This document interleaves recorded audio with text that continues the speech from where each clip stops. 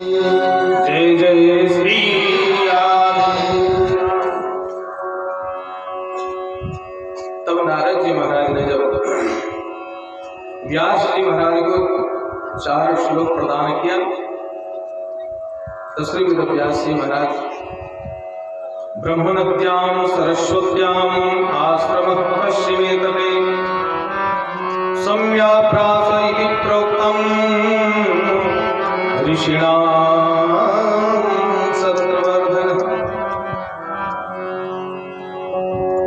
समस्त ऋषियों महर्षियों के जो मूल निवास स्थान है सरस्वती नदी का तट किनारा, वहां पर श्री वेदव्यास जी महाराज ने सूत्रात्मक रूप से चतुश्लोकी भागवत को प्राप्त किया और प्राप्त करने के बाद में भगवान का स्मरण करके उन्होंने श्रीमद् भागवत की संरचना की। धीरे धीरे करते करते उन्होंने 18,000 श्लोकों की संख्या का यह ग्रंथ रचा। 335 अध्याय 12 खंडों में ऐसा करके श्रीमद् भागवत की रचना की। बोलिए भागवत भगवान की जय। और जब भागवत की रचना हो गई तब इनको एक बात चिंता सताने लगी। इस बात की चिंता, भैया जितनी कीमती वस्तु होती है उतने उसको गुप्त रूप में रखा जाता है और जो उसके मूल अधिकारी होते हैं उसी को दिया जाता है। आप अपने घर के तिजोरी का चाबी किसको देते हैं बताइए? बच्चे के हाथ में खेलने के लिए तो नहीं दे देते? देते हो क्या? या तो खुद संभाल के रखते हैं या तो फिर जिन पर विश्वास होता है पत्नी पर हो उसको देते हैं। स्टाफ को नौकर चाकर को तो नहीं दे देते, किसी पास पड़ोसी वाले को तो नहीं दे देते। हम देते किसको है? जिस पर हमारा विश्वास है, जो अधिकारी है उसको देते हैं। आप खूब धन संपत्ति अर्जित करते हो, कमाते हो, कमाना चाहिए, कोई मना नहीं, लेकिन आप किसके लिए कमा रहे हो? जब पूछा जाए आप किसके लिए कमा रहे हो, क्यों कमाते हो? अगर किसी का प्रश्न है कि हम क्यों कमाते हैं, आप क्यों कमा रहे हो, तो सहज भाव में लोग कहेंगे कि कमाएंगे नहीं तो खाएंगे क्या? है ना? कमाएंगे नहीं तो खाएंगे क्या?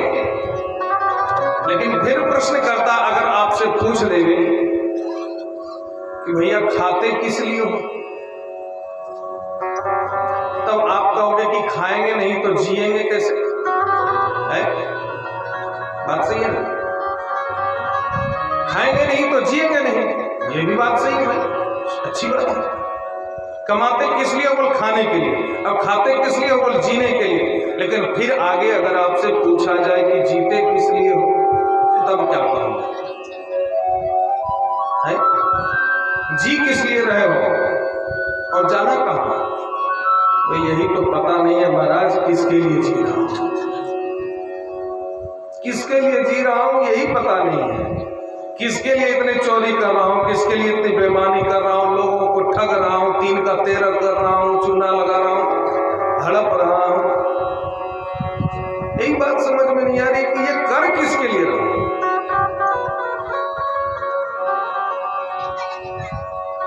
हम किस लिए करते हैं?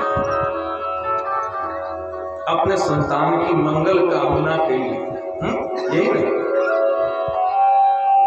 लेकिन एक बात याद रखो, धन कमाना बुरा नहीं है, गलत तरीके से कमाना बुरा है। अगर आपने अच्छे तरीके से धन कमाया है और सत्कर्मों में लगाया है तो आपकी उतने ही धन से जितना आपके पास है आपको पुण्य भी मिला और आपका परिवार भी ठीक ठाक रहेगा। लेकिन आपने अगर गलत तरीके से धन को संग्रह किया है तो परिवार में भी खटपट दिन रात मचता रहेगा। पुत्र आपके पैसे के चलते, आपके संपत्ति के चलते भाई भाई में लड़ाई हो जाएगा, या फिर अगर एक ही बेटा है तो अराबी शराबी कबाबी निकल जाएगा। क्यों? क्योंकि आपने गलत तरीके से धन को अर्जित किया है, और जैसा अर्जित किया वैसे जगह में लगेगा। सबका धन सत्कर्म में नहीं लगता है, एक बात याद रखिए। आप लोग कथा में बैठे हैं, ऐसा नहीं सोचे कि आप लोगों के लिए कहा जाता है। सब लोग कथा में आकर के बैठ भी नहीं सकते हैं, ये भी बात जानना। कथा में वही लोग बैठ सकते हैं, वही लोग आ सकते हैं जिनका पुण्यों का उदय हुआ है। नहीं तो बुलाने के लिए तो आपने कितनों को बुलाया, जानकारी तो कितने लोगों को है, लेकिन क्या सब लोग आ गए? सब लोग आ सकते? नहीं आ सकते, कदापि नहीं आ सकते। तो धन तो सब लोग कमाते हैं। एक रिक्शा चालक, एक वेश्या, एक बिपणी व्यापार करने वाले हमारे, एक ब्राह्मण संत, सब धन कमाते हैं, सब धन के पीछे भाग रहा है, सब लोग धन धन धन कर रहे हैं, और धन धन करते करते एक दिन निधन हो जाते हैं।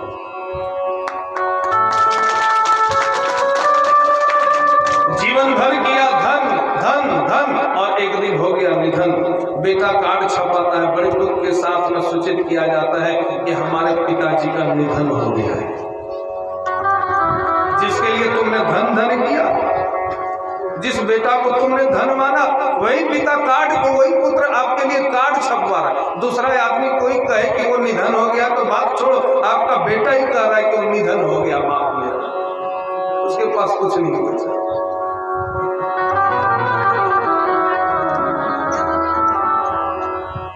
नहीं, परमात्मा ने धन दिया है तो धर्म में लगाओ। धन का प्रथम गति है धर्म में लगाओ। धन की 3 गति है, दान, भोग और नाश। धन का प्रथम गति क्या है? बोले दान। दूसरी गति क्या है? बोले भोग। भोग यानी कि जो व्यवहारिकता में जो आवश्यकता है उसका भोग। ऐसा भोग नहीं, कैसा? एक आदमी को लगा सर्दी खांसी हुआ, बुखार हुआ, तो उसके साथी ने कहा कि ले बरांडी पी ले, तेरा सर्दी चला जाएगी। क्या कहा? बरांडी पी ले, तेरा सर्दी चला जाएगा। बोले क्या बात करते हो, बरांडी पीने से सर्दी जाता है क्या? चला जाएगा? कहा कि बोल हाँ रे भाई चला जाएगा, मेरा 20 कट्ठा जमीन चला गया तो तेरा सर्दी नहीं जाएगा क्या? मेरा 20 कट्ठा जमीन चला गया इसी बरांडी में, तो तेरा सर्दी नहीं जाएगा, सब चला जाएगा।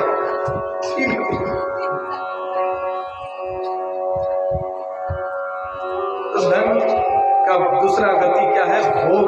भोग यानी कि उपयोग। धन कमाते हैं तो एक अच्छा मकान होना जरूरी है, अच्छा परिवार होना जरूरी है, अच्छे खाने जरूरी है, अच्छे लोगों से मित्रता करनी जरूरी है, धन का सदुपयोग करना जरूरी है, धन का दुरुपयोग मत करो। और नहीं तो तीसरा चीज तो पक्का है, नाश। नाश तो होगा ही।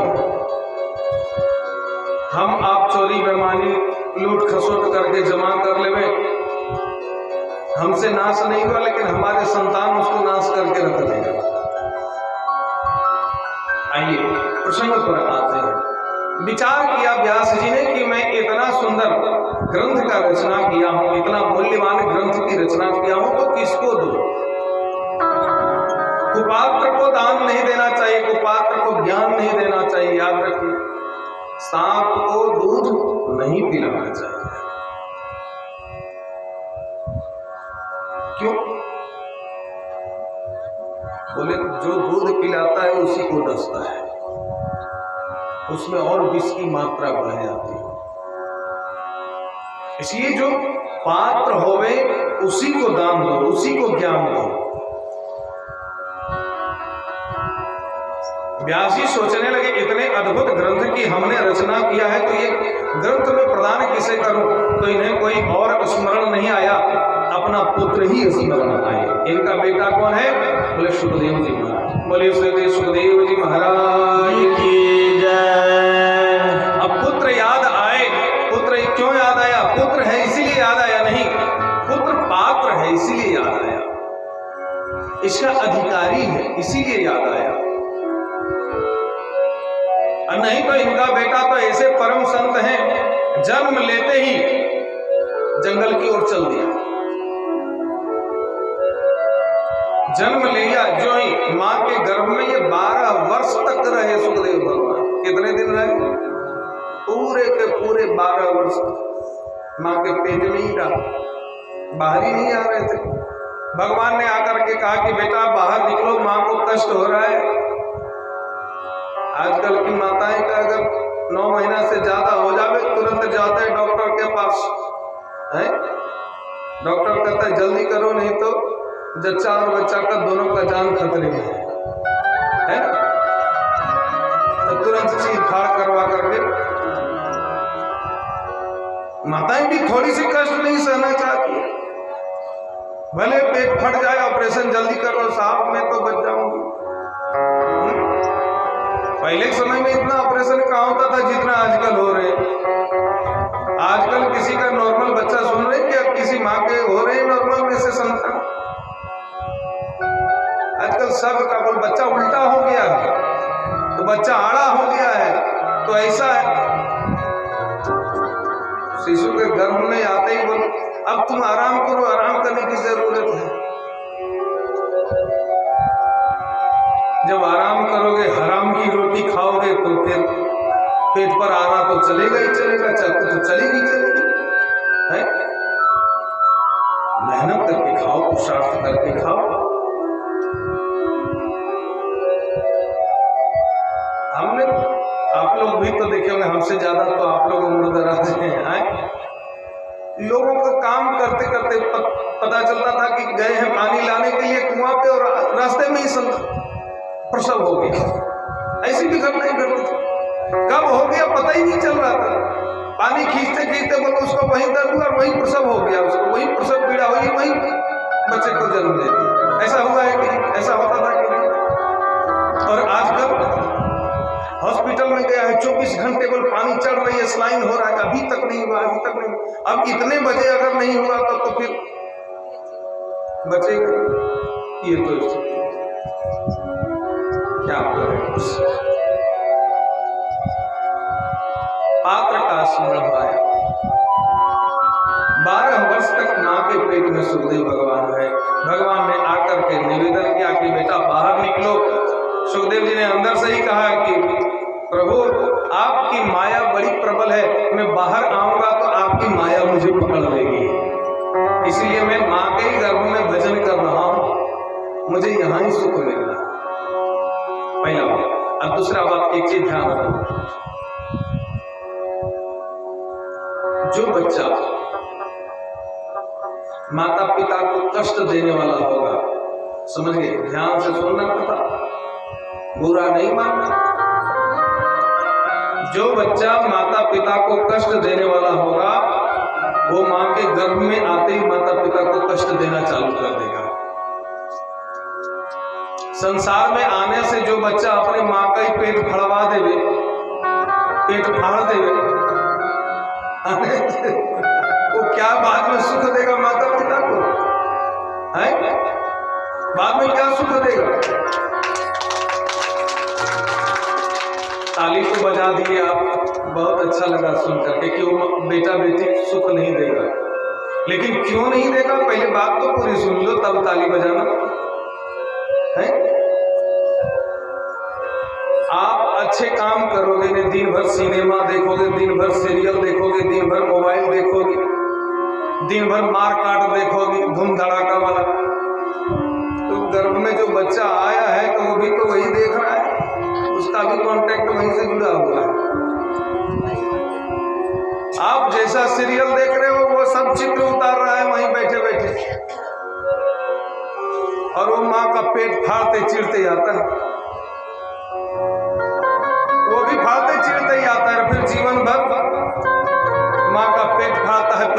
पीठ फाड़ता है, कपार भी फाड़ देता है कि नहीं? इसीलिए गलत चीजें मत देखो, गलत चीजें मत सुनो। ये सीरियल वीरियल जितना भी चला है ना, ये मधुर जहर है, विष है। हमारे संतान को, हमारी संस्कृति को बिगाड़ने के लिए चला है।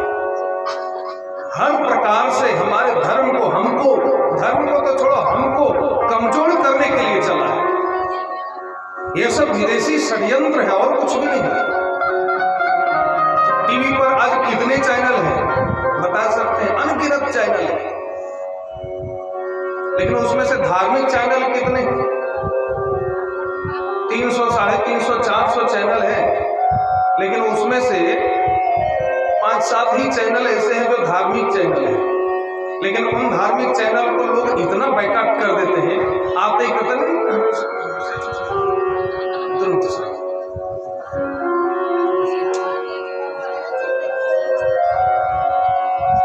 भैया टीवी में हर सीन चल रहा है, हर चैनल चल रहे हैं। कुछ अच्छा भी है तो कुछ बुरा भी है। हम दुकान पे जाते हैं, हमको चाहिए क्या? बाजार में तो सब मिल रहा है, बाजार में दूध भी मिल रही है, बाजार में दारू भी मिल रहा है, बाजार में साग भी मिल रहे हैं, बाजार में मांस भी मिल रहे हैं। आपको क्या चाहिए? आप उसका संग्रह करो। हम क्या चाहते हैं?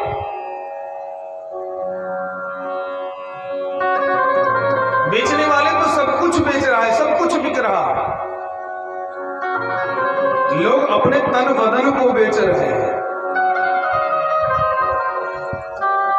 आज की तो ये परिस्थितियां, लेकिन हमें क्या चाहिए? बहुत सोच समझ कर चलना चाहिए। बोलिए भगवत्सल भगवान की जय। सुखदेव भगवान जन्म लेते जो चले गए थे, भगवान की माया से, भगवान की आशीर्वाद से माया ने असर नहीं किया था। आज जब पुत्र का याद आया तो सुखदेव व्यास जी महाराज ने सोचा कि मैं अपने पुत्र को कैसे बुलाऊं। जब जन्म लेते ही वो जंगल की ओर जा रहा था, मैं उसी वक्त उनके पीछे पीछे दौड़ा। बेटा सुनो, सुख सुनो। लेकिन वो सुनकर के मेरे पीछे मुड़ करके भी नहीं देखा। वो घर कैसे आएगा, तो फिर भागवत कैसे पढ़ेगा? तब इन्होंने अपने शिष्यों को कुछ श्लोक रटाया और जाकर के कहा कि जहां सुखदेव जैसे निर्ग्रंथ महापुरुष बैठे हो, वहां जाकर के इन श्लोकों का गायन करना। और श्री व्यास जी के शिष्यों ने जाकर के सुखदेव जी के सामने जंगल में, जहां पर सुखदेव जी बैठे थे तप में, वहां पर जाकर के भागवत के श्लोकों का गायन किया।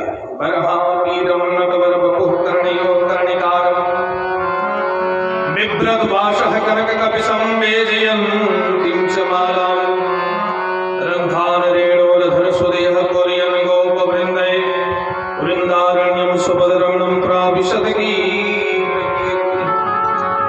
बड़ा सुंदर भागवत का श्लोक का गायन किया। इसमें भगवान के सौंदर्यता का वर्णन है। भगवान वृंदावन में विहार कर रहे हैं, विचरण कर रहे हैं। बड़े सुंदर उनके स्वरूप है। उनके सिर पे बढ़िया घुंघराले घुंघराले बाल हैं, मोर का मुकुट धारण किए हुए हैं, कानों में कनेर का फूल का कुंडल लगाए हुए हैं और सुंदर गले में वैजंती आदि की माला धारण किए हुए हैं। उनके शरीर पर बढ़िया पीत पीतांबर फहरा रहे हैं। श्री ठाकुर जी अपने सुकोमल सुकोमल पांवों से वृंदावन में गौओं के पीछे विचरण कर रहे हैं। सुंदर मधुर तान बांसुरी की तान छेड़ रहे हैं। इतना सुंदर स्वरूप का वर्णन किया। वन में पशु पक्षी आदियों का, कोयल आदियों का बड़ा सुंदर मधुर गुणगान हो रहे हैं। कहीं मयूर की आवाज आ रही है, कहीं से तोते की, कहीं से कोयल की आवाज आ रही है। अनेक पशु पक्षियों की सुंदर सुंदर से मधुर ध्वनि, और उसी बीच में हमारे श्याम सुंदर मधुरी बांसुरी का तान। बरहापीरम नटवर बपुः कर्णयो कर्णिकारम बिभ्रत वाशः कनक कपिशं वेजयन्तीं च।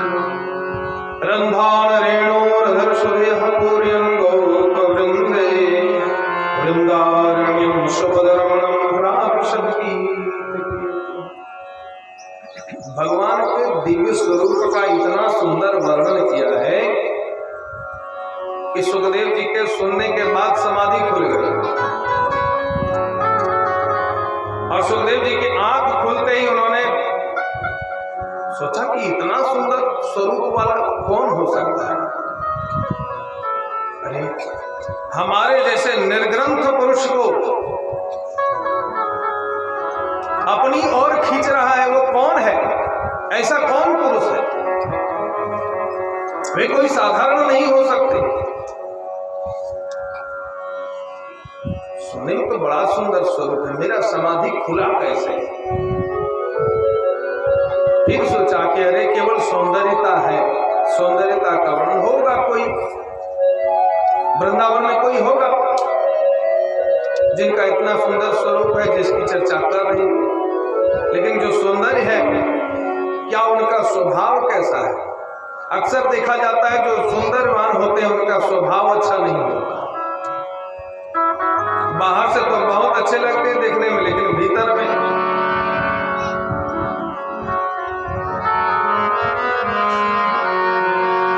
एकदम काला कालूटा भरा रहता है। जैसे बगुला देखने में तो बड़ा सुंदर साफ और स्वच्छ धवल होता है, लेकिन एक टांग पर नदी किनारे खड़ा रहता है। किस लिए खड़ा रहता है? ध्यान लगा करके खड़ा रहता है। मछली आवे और टप से मारे, मछली खाने के लिए। न कोई समाधि में बैठा रहता है, न कोई तप करता है। तो ऐसे ही होता है सुंदर लोगों के पास, तो भीतर कुछ बाहर कुछ। मयूर का नृत्य कितना अच्छा लगता है देखने में। मोर अगर पंख को फैला करके नृत्य करे, नाच करे, तो कितना अच्छा लगता है देखने में। लेकिन उसकी भोजन सुनोगे तो कहोगे क्या है? मयूर का भोजन क्या है? मोर क्या खाता है? मोर सांप खाता है। देखने में तो बहुत सुंदर है, लेकिन भीतर क्या है कौन जानता है? तो ऐसे ही क्या करें? तब तक हुआ क्या? दूसरे श्लोक का गायन किया। अहो वकीयम स्तनिकाल कोटम जिघांसया पाये तत्सात्रिम लेभे गतिम धात्रचिताम ततुल्यम खम्बादयालु शरणम प्रदेना।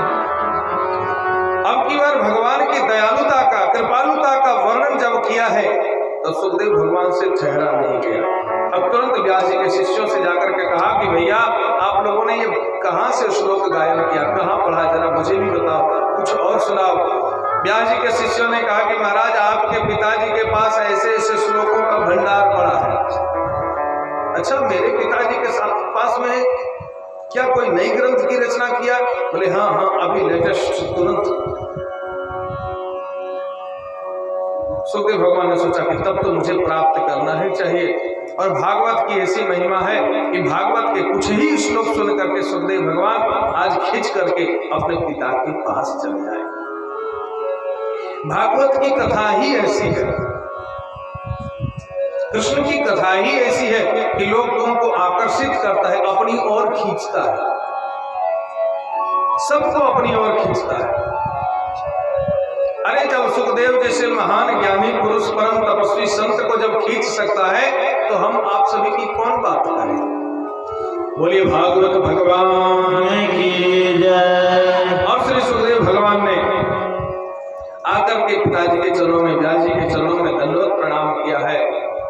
आज अपने पुत्र को देख करके व्यास जी का हृदय भर आया। धन्य है भागवत। भागवत की महिमा अद्भुत है।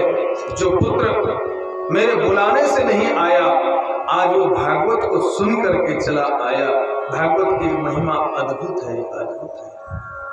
और फिर दिव्य इस श्रीमद् भागवत का रसास्वादन पान किया, करवाया श्री सुखदेव भगवान। और कहते हैं श्री सुखदेव भगवान जब श्रीमद् भागवत की कथा का रसपान कर लिए, तो जो रस का पान कर लेता है फिर वो तो मतवाला हो जाता है। और जब मतवाला हो जाता है तो खुद पिया है और लोगों को पिलाते चलता है। जो भागवत का पान कर लिया हो, कोई पियो रे पियाला